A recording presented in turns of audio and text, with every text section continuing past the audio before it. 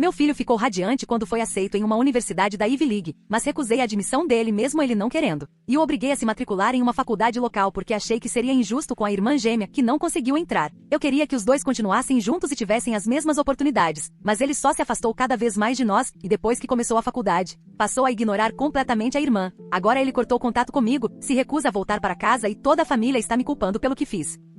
Meu marido e eu temos gêmeos de 17 anos, um menino e uma menina, que estão se formando no ensino médio este ano. Na superfície, eles sempre pareceram próximos, mas por baixo disso sempre houve um certo ressentimento crescendo entre eles, principalmente da parte do meu filho, se eu for sincera. E admito que não percebi totalmente isso até recentemente. Nossa filha luta há anos contra uma ansiedade social extrema. Não é apenas timidez típica de adolescente. Estou falando de crises completas em eventos em grupo, ficar paralisada quando é chamada para responder algo em sala, chorar antes de bailes da escola e coisas do tipo. Não levamos isso de forma leviana. Ela faz terapia desde os 13 anos. Toma medicação e ajustamos muita coisa na nossa rotina familiar para garantir que ela se sinta segura e estável. Meu filho, por outro lado, é o oposto. Confiante, independente e extrovertido. Sempre fez amigos com facilidade, assumiu papéis de liderança e coisas assim. Academicamente, os dois são inteligentes, mas ele sempre foi o que mirou mais alto. Desde que entrou no ensino médio era Ivy League ou nada para ele. Quando chegou a época das inscrições para a faculdade, os dois acabaram se candidatando à mesma universidade da Ivy League.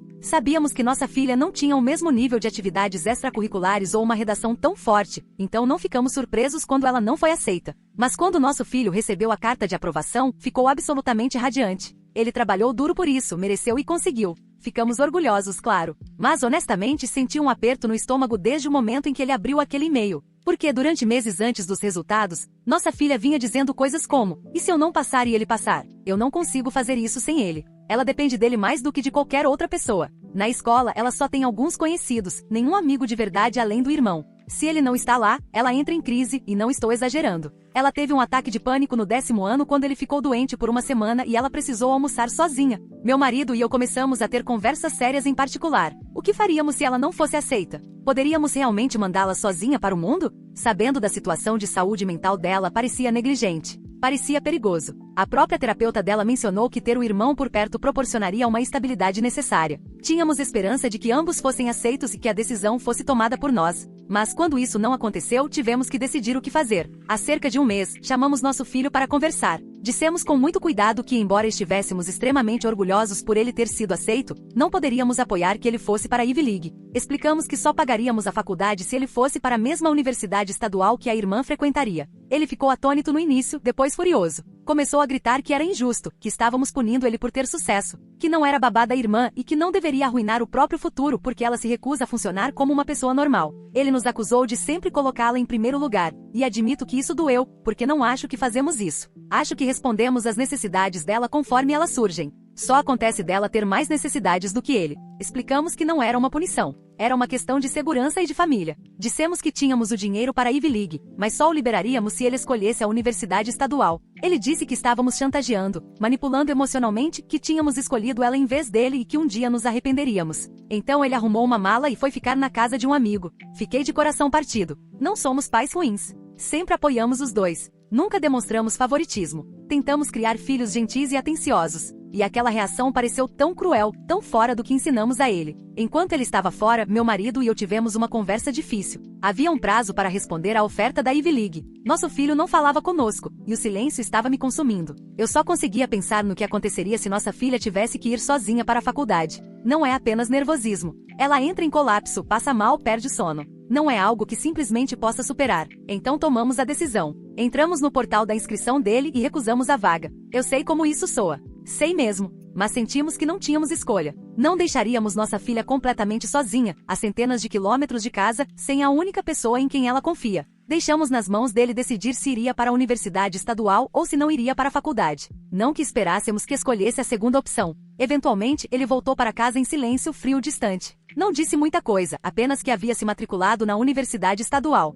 Desde então, ele tem ficado trancado no quarto todos os dias. Não participa dos jantares em família, não conversa. Não nos olha nos olhos. Tento me aproximar, perguntar se ele quer conversar, mas tudo o que recebo é um balançar de cabeça ou um olhar duro. Ele não fala nem com a própria irmã, e ela voltou a ter ataques de pânico culpando a si mesma, dizendo que nunca deveria ter se candidatado à mesma universidade, que arruinou a vida dele. Continuamos assegurando que a culpa não é dela, mas ela está piorando. E agora meu marido está começando a se perguntar se cometemos um erro. Ele não diz isso abertamente, mas percebo pela maneira como observa nosso filho, como se estivesse vendo algo se desfazer. Eu continuo tentando lembrá-lo do motivo pelo qual fizemos isso, de por que era necessário. Mas a casa está tensa. Todas as noites são silenciosas. Sinto como se estivéssemos assistindo nossa família desmoronar por causa de uma decisão que achávamos correta. 2 semanas atrás, descobri que ele voltou a falar com um antigo mentor, um professor que escreveu uma das cartas de recomendação dele. Pelo visto, está pesquisando opções de transferência. Ouvi parte de uma ligação sem que ele soubesse que eu estava por perto. Escutei ele dizer: eles me sabotaram porque não querem que ela fique desconfortável.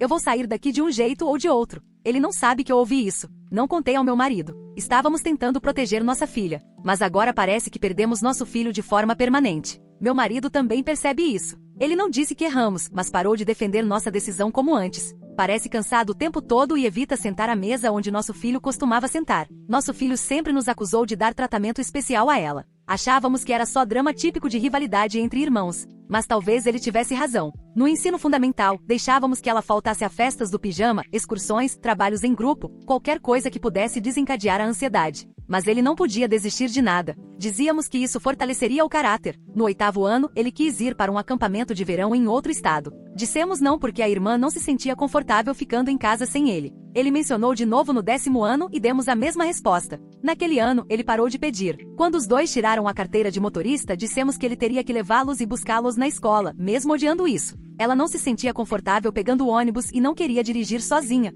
Ele perguntou por que ela não podia pegar o ônibus como ele fazia antes de ter carteira. E eu respondi: ela não é você. Ele não falou conosco por uma semana depois disso. Eu não achava que estávamos favorecendo um deles. Achava que estávamos nos ajustando às necessidades de cada filho. Mas ele vê de outra forma. Ele vê um padrão, e eu não tenho mais um bom argumento contra isso. Ele trouxe tudo isso à tona quando dissemos que ele teria que abrir mão da Ivy League. Citou cada exemplo. Disse que o treinamos a viver em função das necessidades dela, que a vida inteira dele foi usada para administrar a ansiedade da irmã com o tempo e o esforço dele. Eu disse que apenas esperávamos que ele fosse um bom irmão. Ele respondeu que eu não entendia o que isso realmente significava. Depois disso, ele me olhou e disse: vocês não criaram gêmeos. Criaram uma filha e a ferramenta de apoio emocional dela. Ainda escuto essa frase à noite quando tento dormir. Na semana passada, tentei falar com a orientadora escolar dele. Eu só queria um conselho. Ela me disse, de forma muito educada, que a saúde mental da nossa filha importa, mas o futuro do nosso filho também importa. Disse: não é justo dizer a um jovem que foi aceito em uma das melhores universidades do país que ele precisa abrir mão disso porque a irmã não foi aceita.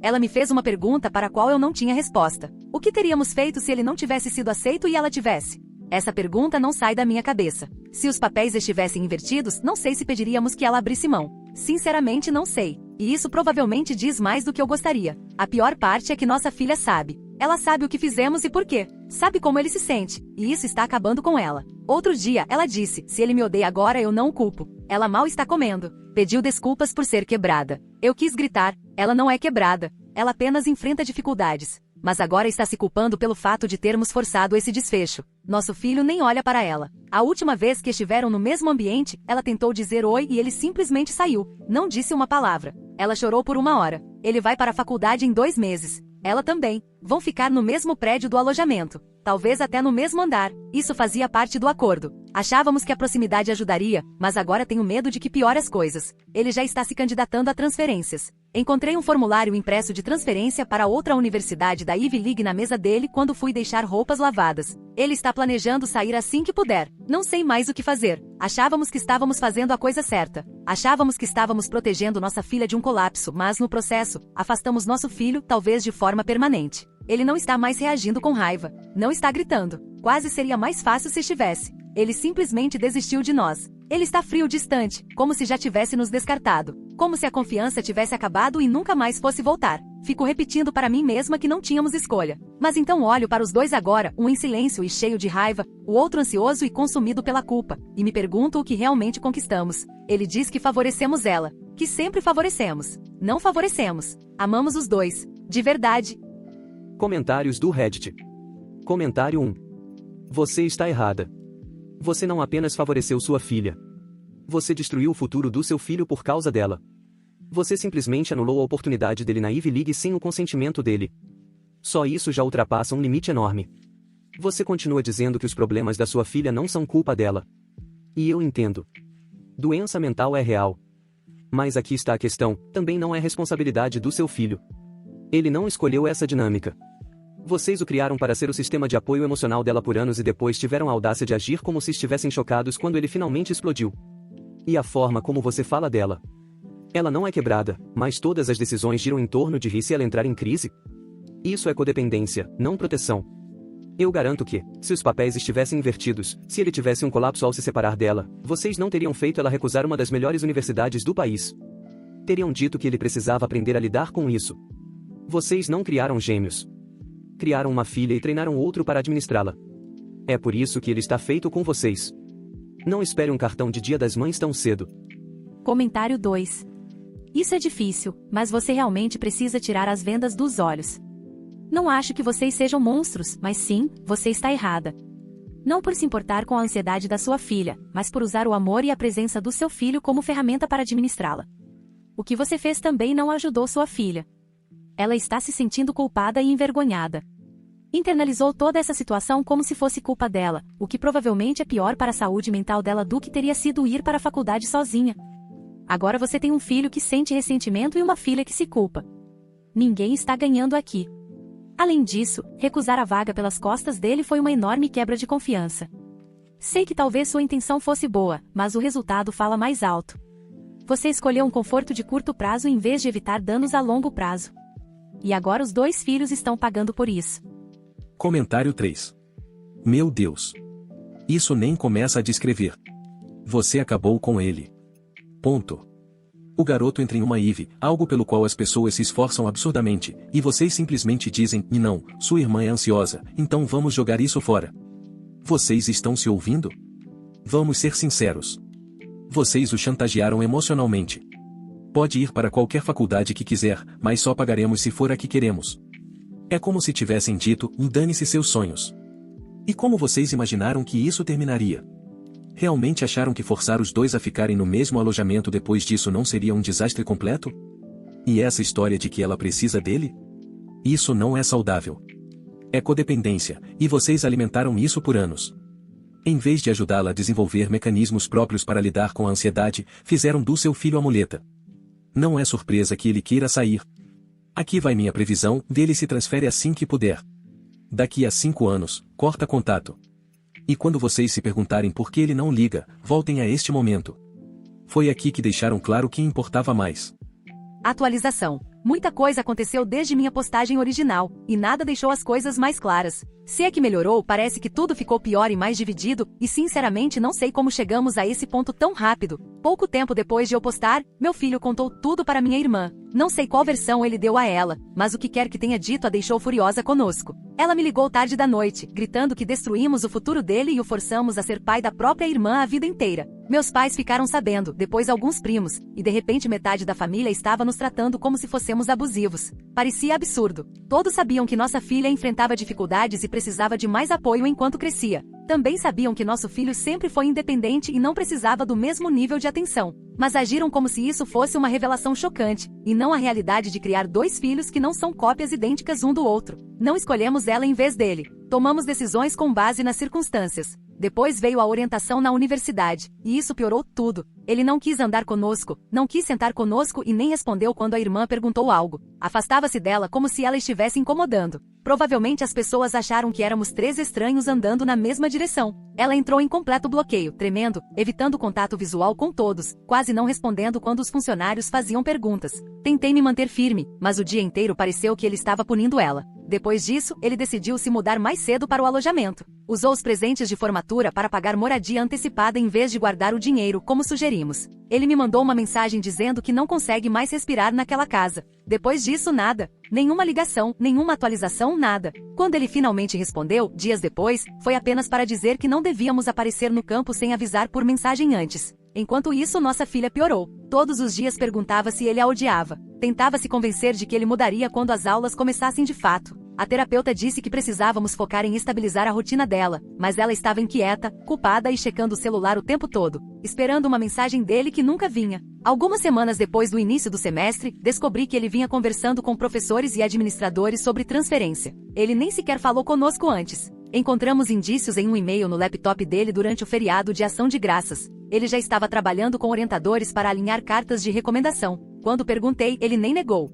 Apenas disse que não ficaria ali um minuto a mais do que fosse obrigado. Eu disse que uma transferência jogaria a irmã em outra crise, que ela precisava de estabilidade, que todos nós precisávamos de tempo para nos ajustar. Falei que o semestre já tinha começado e que era tarde demais para virar tudo de cabeça para baixo. Cheguei a sugerir que ele poderia trancar o curso e se candidatar novamente no ano seguinte, se isso fosse realmente sobre correr atrás do nome Ive. Mas ele estava decidido a sair assim que fosse logisticamente possível. O Natal foi horrível. Ele só veio para casa porque os dormitórios fecharam e ele não tinha outra opção. Recusou-se a comer conosco, recusou-se a abrir presentes. Não disse uma palavra à irmã. Ela tentou uma vez perguntar se ele queria conversar, e ele simplesmente saiu do cômodo e foi embora de casa. Ficou na casa de um amigo. Meu marido tentou falar com ele, mas ele respondeu: "Estou aqui porque o prédio me expulsou, não porque eu quero." 2 dias depois, foi embora sem se despedir. Algumas semanas após o início do semestre da primavera, nossa filha finalmente desabou e me contou algo que vinha guardando. Disse que nunca entendeu como ele foi aceito e ela não, mesmo sentindo que tinha se esforçado mais do que ele. Disse que odiava vê-lo conquistar coisas que ela não conseguia, especialmente quando sentia que fazia tudo certo. Disse que quando ele foi aceito, sentiu-se a gêmea inferior. Também admitiu que se apoiava nele porque achava que se não fizesse isso, ficaria para trás social e academicamente. Chorou dizendo que se sentia culpada, envergonhada e com inveja ao mesmo tempo. Não contei ao meu marido nem ao meu filho. Não teria ajudado em nada. E sinceramente, ouvir ela finalmente se abrir me fez sentir que todas as decisões que tomamos eram justificadas. Ela não estava manipulando nada. Estava se afogando e não tinha as ferramentas que ele naturalmente tem. Então soubemos que ele vinha dizendo no campus que o abusamos emocionalmente. Pelo visto, tem se retratado como um cuidador sofredor que nunca teve infância. Agora somos motivo de fofoca na universidade. Fomos a um jantar na vizinhança recentemente, e alguém que conhecemos há anos decidiu me confrontar em público. Disse que espera que nosso filho vá embora e nunca mais olhe para trás. Meu marido precisou puxá-la de lado antes que virasse uma cena. Fui embora mais cedo porque não suportava os cochichos e os olhares. Então meu filho fez 18 anos e bloqueou meu número. Ele só manda mensagem para o pai ocasionalmente sobre mensalidade ou moradia. Disse para não entrarmos em contato, a menos que seja sobre documentação. Só isso. 17 anos criando, apoiando, dando tudo o que podíamos, e ele nos descarta como se estivesse fugindo de uma seita. Ainda não consigo acreditar. E então tudo desmoronou ainda mais em casa. Nossa filha abandonou a universidade estadual. Não conseguia lidar com vê-lo no campus ignorando-a. Não conseguia se concentrar nas aulas. Parou de se alimentar direito. Disse que andar pelo campo sabendo que ele não queria nada com ela fazia sentir que deveria desaparecer. Agora ela está de volta em casa, fazendo faculdade comunitária em meio período. Continua pedindo desculpas por ser a razão de tudo ter desmoronado. É devastador vê-la internalizar coisas que não deveriam pesar sobre ela. E eu continuo pensando que se ele tivesse permanecido comprometido em fazer parte desta família, nada disso teria acontecido. Ele está indo muito bem na universidade estadual, social e academicamente, o que prova que é capaz de prosperar em qualquer lugar. Então qual é o problema? Porque essa é a batalha que ele escolheu travar até o fim. Nós não temos favoritos. Nosso filho teve mais sorte. Nossa filha também merecia as mesmas oportunidades, mas a vida nem sempre é justa. Não arruinamos a vida dele. Tomamos uma decisão com base no que era melhor para todos. Ele pode fazer conexões nessa nova universidade. E já fez. Conversamos com ele por dias antes de qualquer decisão. O ultimato e a recusa da Ive não foram nossas primeiras escolhas. Foram as únicas opções que restaram quando ele se recusou até mesmo a considerar que a irmã precisava dele. Agora estou presa entre 2 filhos que não se falam, um marido que quase não conversa comigo sobre nada sério porque acha que eu piorei tudo, e um filho que age como se estivéssemos mortos para ele. E eu ainda estou tentando entender como isso se tornou algo imperdoável. Comentários do Reddit. Comentário 1. Eu vivi isso. Eu sou seu filho. Ou pelo menos fui. E ler isso me deu vontade de gritar, porque você ainda não entendeu. Você não apoiou seu filho. Você o controlou. Você o forçou a ser terapeuta substituto, melhor amigo e muleta emocional. E quando ele tentou viver a própria vida pela primeira vez, você o puniu. E ainda está punindo ao agir como se ele estivesse sendo cruel em vez de honesto. Você transformou o medo da sua filha em fardo dele. Chamou isso de família. Isso não é família. Isso é parentificação. E você está tão mergulhada na negação que vê ele prosperando apesar de você e o chama de problema. Você está furiosa porque ele não desmoronou. Queria uma prova de que estava certa, e em vez disso ele mostrou que nunca precisou dos seus limites. Você não o perdeu por causa de uma única decisão. Perdeu porque o criou para ser um mecanismo de enfrentamento, não um filho. Ele escapou, e espero que nunca olhe para trás. Comentário 2. Eu trabalho com famílias e vou ser direto. Este é um caso clássico de emaranhamento familiar. Você não criou os gêmeos. Criou uma dependente e um cuidador. E agora está chocada porque um deles quer sair. Sua filha não fracassou. Ela cedeu à pressão porque você construiu a identidade dela em torno da necessidade do irmão, em vez de ensiná-la independência. Seu filho não está sendo frio. Está finalmente impondo um limite depois de anos sendo culpabilizado para se sacrificar pela sua versão do que é melhor. E essa parte sobre ele estar indo bem no campus. Sim, esse é o ponto. Porque prova que ele não precisava de você. E você ressente isso. Além disso, esconder a confissão da sua filha de todos, inclusive da terapeuta. Isso é extremamente manipulador. Você não quer honestidade, quer conformidade. E você está no caminho para um corte total de contato dentro de 1 ano. Comentário 3. Sua atualização me deu arrepios. Você continua dizendo que não tem favoritos, mas literalmente sabotou a admissão dele na Ivy League, o chantageou emocionalmente e ainda exige que ele permaneça em uma universidade que nunca quis, só porque a irmã não consegue funcionar sem ele. Isso é favoritismo. Você só deu outro nome. O que é melhor para a família. E essa frase, qual é o problema dele? Ele está indo bem. Meu Deus. O rapaz está sobrevivendo, prosperando apesar de você. E você se incomoda porque isso expõe sua narrativa. Sua filha precisava de ajuda. Ainda precisa. Mas, em vez de ajudá-la a desenvolver força própria, você construiu a identidade dela em torno do seu filho. E agora que ele saiu desse papel, toda a estrutura desmoronou. Sinto pena da sua filha. Sinto mesmo. Mas seu filho merecia mais. Merecia pais, não administradores. E você tem sorte de ele ainda não ter mudado de sobrenome. Atualização 2. As coisas ficaram ainda mais confusas e mais ofensivas. Estou tentando consertar, mas parece que não importa o que eu faça, a família inteira decidiu coletivamente que eu sou a vilã. Algumas semanas depois da minha última atualização, minha filha se voltou contra mim. Não foi uma explosão dramática, mas uma mudança silenciosa e fria. Ela disse que não se culpa mais que me culpa. Disse que nunca me pediu para arruinar a vida dele e que tudo o que aconteceu entre eles foi porque eu tornei a relação deles estranha. Falou como se tivesse ensaiado aquilo na terapia. Depois disso parou de falar comigo sobre qualquer coisa real, responde com frases curtas, me evita e passa a maior parte do tempo no quarto. Foi como vê-la escolhendo ele em vez de mim, depois de tudo que fiz por ela. Depois de todas as noites em que fiquei acordada segurando-a durante ataques de pânico e crises de ansiedade por causa da escola. De alguma forma, eu sou a pessoa que ela passou a ressentir. Tentei pressioná-la a se matricular novamente neste semestre. Disse que não deveria perder um ano inteiro por causa dessa situação, que precisava retomar a rotina. Ela se recusou. Disse que não consegue estar naquele campo sem ele. Que não consegue sentar naquela sala sabendo que ele está em algum lugar fingindo que ela não existe. Continuei dizendo que ela estava deixando as emoções ditarem o futuro, mas ela se manteve firme. Meu marido me disse para parar de pressioná-la.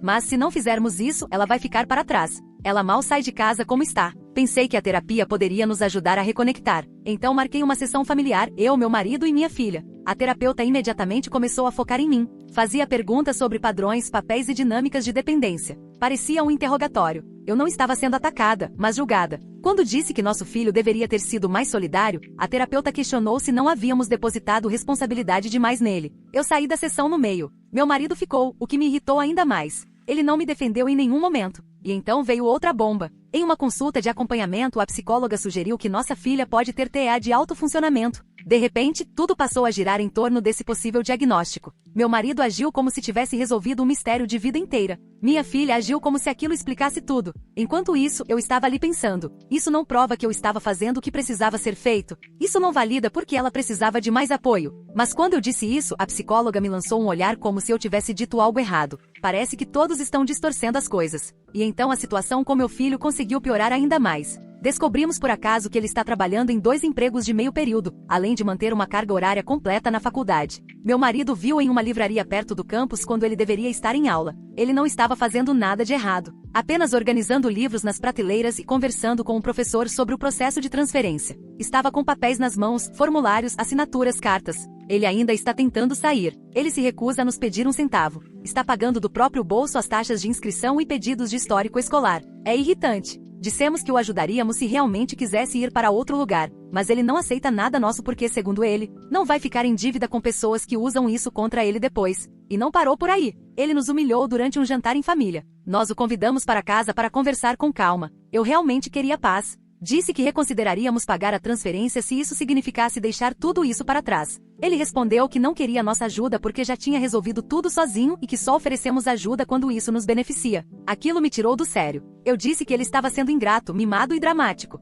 Falei que estava agindo como um herói trágico em vez de como meu filho. E então, nem sei de onde veio, eu explodi e disse: passamos sua vida inteira mantendo esta família de pé por causa dela. Quem deveria cuidar da sua irmã lenta se não você? Você foi criado para ser aquele que a levanta. Nós o criamos para isso. E agora que o momento finalmente chegou, você age como se tivéssemos abusado de você. Meu marido ficou paralisado. Minha filha deixou o garfo cair. Meu filho se levantou e disse: finalmente você disse em voz alta o que sempre pensou. Pegou a mochila e saiu. Eu disse que se ele ia agir assim na minha casa, não precisava ficar ali. Não achei que ele realmente fosse embora, mas foi. Meu marido saiu atrás dele. Eles não voltaram naquela noite. Só meu marido voltou na manhã seguinte, e tivemos outra discussão. Ele disse que eu ultrapassei um limite, que mostrei meus verdadeiros sentimentos. Eu disse que fui pressionada, que nosso filho sabia exatamente o que estava fazendo, me provocando até eu explodir. A família inteira está se desfazendo. E de alguma forma, todos estão me cercando como se eu tivesse causado um terremoto. Para tentar fazer as pazes, sugeri um recomeço, uma viagem em família. Ar fresco, começar do zero. Ofereci pagar tudo. Até disse ao meu filho que ele poderia escolher o destino. Ninguém aceitou. Minha filha disse que não vai a lugar nenhum com essa tensão. Meu marido disse que não vai forçar nosso filho a nada. E meu filho nem respondeu. Eu continuo dizendo que agora estou disposta a aceitar qualquer coisa. Que ele se transfira. Que ela tenha abandonado o curso. O que for necessário. Mas parece que isso não importa. Estou tentando. Estou colocando tudo na mesa e ainda assim, todos agem como se eu fosse radioativa. Ainda não entendo qual é o problema deles. Eu não arruinei ninguém. Tentei manter a família funcionando. Tentei impedir que tudo desmoronasse. E agora que está desmoronando, em vez de trabalharem comigo, todos estão me excluindo. Não sei como chegamos aqui. Não sei como consertar nada. Só quero que minha família pare de me tratar como inimiga. Comentários do Reddit. Comentário 1. Você precisa ouvir isso de outro pai ou mãe. Seu marido está sofrendo a perda dos 2 filhos e da parceira que achava que tinha. Ele ficou ao seu lado numa decisão difícil. Talvez até tenha concordado no começo. Mas ver você insistir, desviar a responsabilidade, manipular, omitir informações e depois explodir com seu filho na mesa de jantar provavelmente quebrou algo dentro dele. Você não apenas cometeu um erro. Você insistiu nele até sua família implodir. E agora quer reconhecimento por oferecer uma viagem. Você ainda está tentando pular o pedido de desculpas, pular o acerto de contas real. A parte mais triste é que sua filha provavelmente teria te perdoado se você simplesmente tivesse assumido responsabilidade. Mas você continua dizendo nós, como se não tivesse liderado cada decisão ruim. E seu filho, essa ponte você queimou. Ele não está sendo dramático. Ele finalmente está livre. Ainda não é tarde para mudar. Mas já é tarde demais para fingir que eles são o problema. Comentário 2. Estou lendo isso como mãe e como esposa. E acho que seu marido pode estar emocionalmente a meio caminho da porta. Ele ficou em silêncio por anos, provavelmente para manter a paz. Mas aquele jantar, a forma como você perdeu o controle com seu filho na frente de todos, pode ter sido o momento em que ele percebeu o quão longe as coisas foram. Você diz que está tentando agora, mas tudo que oferece ainda vem com controle. Você não diz, sinto muito por ter tirado sua autonomia. Você diz, agora estou deixando ele se transferir. Como se estivesse concedendo permissão a um adulto que já não precisa dela. Sua filha está se quebrando sob culpa e confusão. Seu marido está se afastando emocionalmente. Seu filho já foi embora. Você não precisa consertar isso com viagens ou dinheiro. Precisa começar com um pedido de desculpas de verdade. Um em que você não se defenda no meio do caminho. Um em que você suporte o desconforto de reconhecer que causou tudo isso, mesmo que suas intenções fossem boas.